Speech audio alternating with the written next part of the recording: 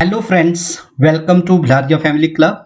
और आज का पहला सेंटेंस है हमारा, लगता है आज तुम्हारी वाट लगने वाली है। लगता है आज तुम्हारी वाट लगने वाली है। तो जब भी हम इस ऐसे स्ट्रक्चर का यूज करते हैं लगता है, तो हम इसको स्टार्ट करते हैं इट सीम से। तो मुझे लगता है अब तक आपने सेंटेंस बना लिया होगा, नहीं बनाया तो चलिए देखते हैं। It seems that you are going to be reprimanded today.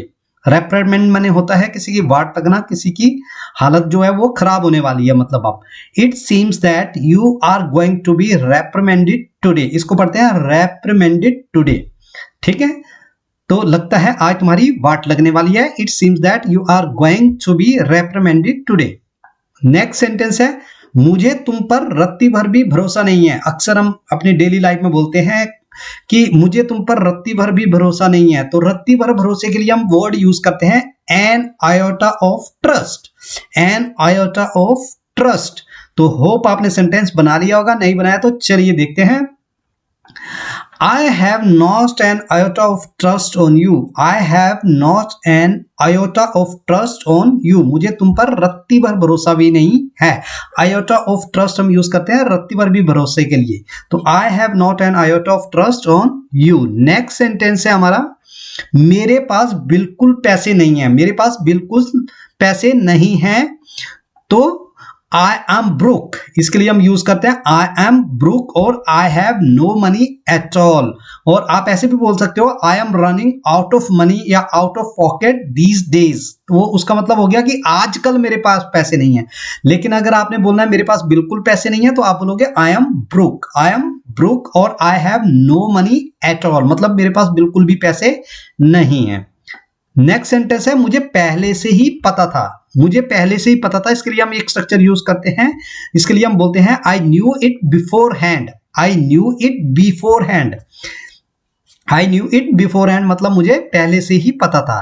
Next sentence है आज का, आधे पैसे तुम दो आधे मैं दूंगा। जब हम कोई किसी चीज के लिए जब हम शेयरिंग करने की बात करते हैं कि भाई कोई चीज हमने लेनी है, कोई फ्रेंड्स आपस में है और वो कहते हैं कि भाई आधे पैसे तुम दो आधे मैं दूंगा, या कुछ इस तरह से 50-50 करके चलेंगे, तो इसको हम बोलते हैं let's go Dutch. Next sentence है, बातों को मत घुमाओ। बातों को मत घुमाओ, तो उसको हम बोलेंगे don't twist the words. Don't twist the words. ठीक है, या आप बोलते हो कि मुद्दे को मत घुमाओ, तो आप बोलोगे don't twist the matter. Don't twist the matter मतलब मुद्दे को मत घुमाओ। या आपने बोला बातों को मत घुमाओ, तो आप बोलोगे don't twist the words. Next sentence है हमारा, ये अनजाने में हो गया।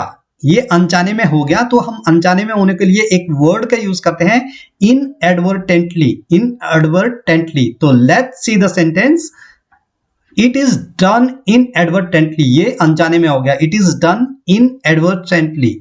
नेक्स्ट वर्ड है हमारा, नेक्स्ट सेंटेंस है, मुझे शक भरी नजरों से मत देखो। शक भरी नजरों से देखने के लिए हम बोलते हैं सस्पिशियसली। सस्पिशियसली। तो आप होप आपने सेंटेंस बना लिया है, नहीं बनाया तो चलिए, मुझे शक भरी नजरों से मत देखो। Don't look at me suspiciously. Don't look at me suspiciously. Suspicious माने होता है संदेह। संदेश भरी नजरों के लिए क्या बन गया, सस्पिशियसली। तो don't look at me suspiciously. Next हमारा जो सेंटेंस है वह, तुम बिल्कुल अपने पापा जैसे दिखते हो। अब इसको बोलने के हमारे दो तीन वो हैं तरीके हैं, दो तीन स्ट्रक्चर हैं। तो देखते हैं। देखिए, पहला मतलब हुआ तुम बिल्कुल अपने पापा जैसे दिखते हो, मतलब आप अपने पापा की तरह हो, तो आप बोलोगे you are spitting image of your father, मतलब बिल्कुल हूबहू। स्पिटिंग इमेज का मतलब होता है कि एकदम कार्बन कॉपी। तो जब आप किसी को बोलना चाहते हो कि बिल्कुल भाई तुम अपने पापा की तरह दिखते हो, तो you are spitting image of your father. Next, you are, आप ऐसे भी बोल सकते हो you are replica of your father. Replica का मतलब भी यही होता है कि कार्बन कॉपी। ठीक है, duplicate. You are replica of your father. या आप इसको ऐसे भी बोल सकते हो you look like your father, मतलब आप अपने पिता की तरह दिखते हो। You look like your father. ठीक है, या आप ऐसे भी बोल सकते हो you sort of look like your father. लेकिन जो लास्ट सेंटेंस है you sort of look like your father, इसका मतलब हो गया कि कुछ हद तक। तो जब हम बोलते हैं किसी हद तक या कुछ हद तक, तो हम बोलते हैं शॉर्ट ऑफ का यूज करते हैं यहाँ पे। तो इसका मतलब हो गया you sort of look like your father, मतलब कुछ हद तक आप अपने पिता की तरह दिखते हो।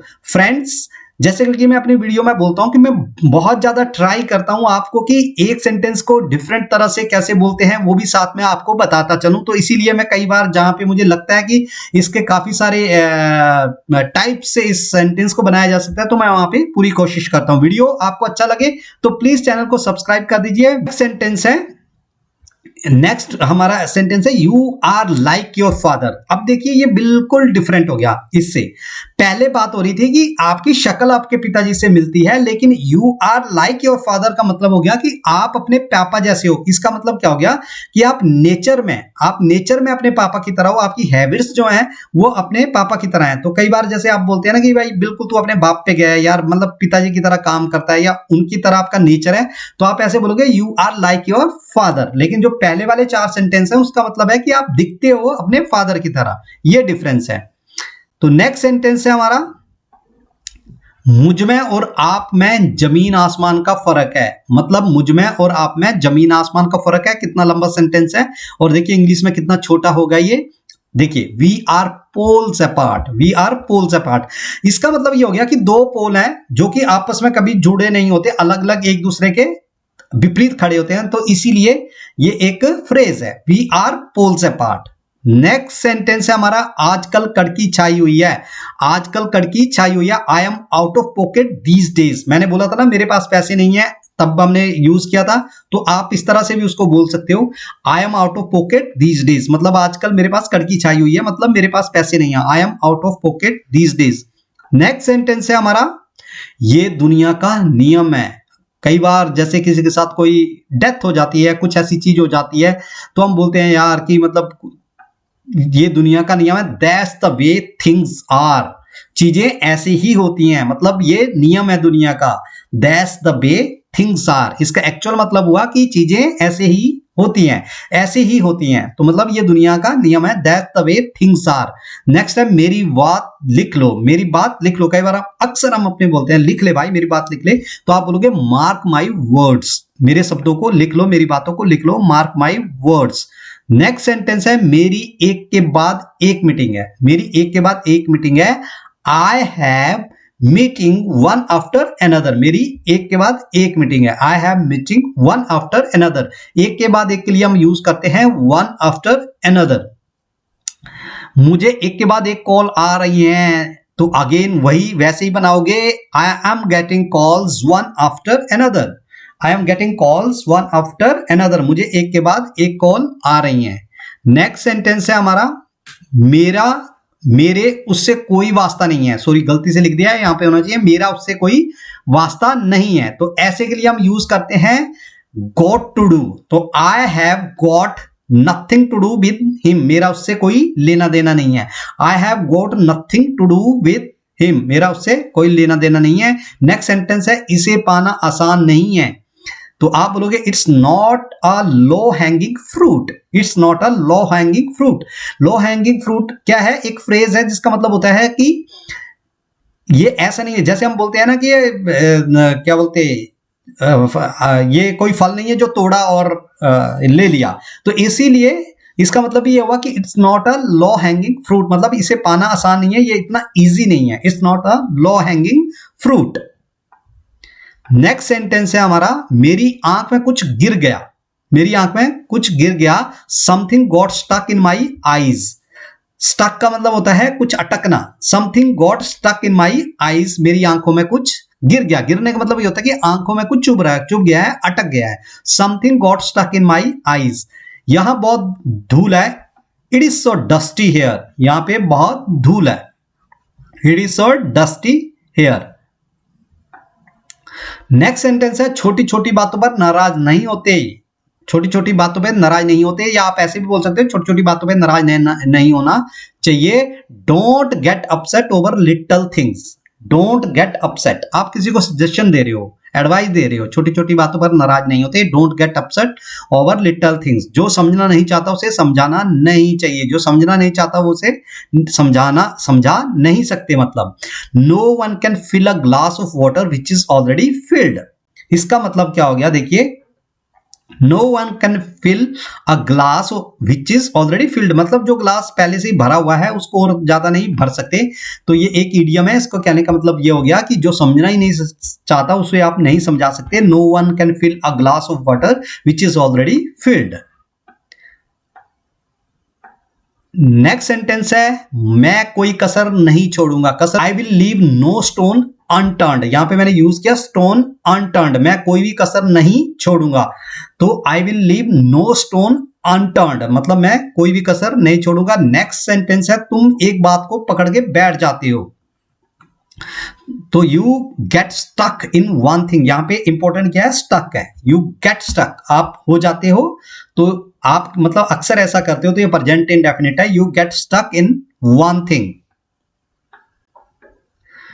नेक्स्ट सेंटेंस है तुम कोई सा भी फोन यूज कर सकते हो। जब हमारे पास चॉइस होती है तो हम वहां पे यूज करते हैं ईदर का। तो आप बोलोगे you may use either of the phone, मतलब कोई भी फोन, दो फोन पड़े होंगे तो वहां पे आप बोल सकते हो कि इनमें से कोई सा भी यूज कर सकते हो। दो या तीन फोन होंगे तो आप बोलोगे you may use either of the phone, किसी भी फोन को यूज कर सकते हो। वो कुछ ज्यादा ही स्मार्ट है, he is way too much smart. देखिए he is way too much, कुछ ज्यादा ही, जैसे हम बोलते हैं वो बहुत ज्यादा ही, कुछ ज्यादा ही दूर है या ज्यादा ही बड़ा है, तो आप क्या बोलोगे वे टू मच। जहां पे भी ये सेंटेंस आएगा कुछ ज्यादा ही, तो आप यूज करोगे वे टू मच। तो आप बोलोगे ही is way too much smart, वो कुछ ज्यादा ही स्मार्ट है। ऐसा कुछ भी नहीं होता अगर तुमने मेरा विश्वास कर लिया होता। ऐसा कुछ भी नहीं होता, ये एक कंडीशनल सेंटेंस है। तो ऐसा कुछ भी नहीं होता अगर तुमने मेरा विश्वास कर लिया होता। तो देखिए none of this would have ever happened, ऐसा कुछ नहीं हुआ होता। None of this would have ever happened if you had trusted me. If you have trusted me, ये कंडीशन थर्ड का सेंटेंस है। None of this would have ever happened, ऐसा कुछ नहीं होता हुआ होता if you had trusted me. एक और देखते हैं कंडीशनल सेंटेंस। अगर तुमने जैसा मैंने कहा कर लिया होता तो ये नहीं होता। अगर तुमने जैसा मैंने कहा कर लिया होता तो ये नहीं होता। It would not have happened if you had done what I told you to do. It would not have happened, ये कंडीशन 3 का सेंटेंस है। ये भी मतलब ये हुआ ही नहीं होता। It would not have happened मतलब ये कभी हुआ ही नहीं होता। इफ यू हैड डन, अगर आपने वो कर लिया होता what I told you to do, जो मैंने आपको करने के लिए बोला था। एक और हम कंडीशनल सेंटेंस देते हैं, सेकंड कंडीशन का देखते हैं। अगर तुम हमारी मदद नहीं करते तो हम मर जाते। अगर तुम हमारी मदद नहीं करते तो हम मर जाते। If you didn't help us, if you didn't help us we would die. अगर तुमने हमारी मदद नहीं करी होती तो हम मर जाते। अब इसी को देखो कंडीशन 3 में बनाते हैं। अगर तुम हमारी मदद नहीं करते तो हम मर गए होते। अब आ गया मर चुके होते, ऊपर था मर जाते, ठीक है। बट ये अब कोई गुंजाइश ही नहीं बची है। तो अगर तुमने हमारी मदद नहीं करी होती तो हम मर गए होते। तो आप करोगे if you didn't help us. देखिए पहला सेंटेंस सेम रहा, if you didn't help us we would have died, मतलब हम मर चुके होते। ये फर्क है कंडीशन सेकंड में और कंडीशन थर्ड में। ऊपर है कंडीशन सेकंड कि हम मर गए होते, मर जाते, ठीक है, वी वुड डाई। नीचे वाला सेंटेंस जो है उसमें कोई पॉसिबिलिटी नहीं बची है। अगर तुमने हमारी मदद नहीं करते तो हम मर गए होते, मतलब मर चुके होते। If you didn't help us we would have died.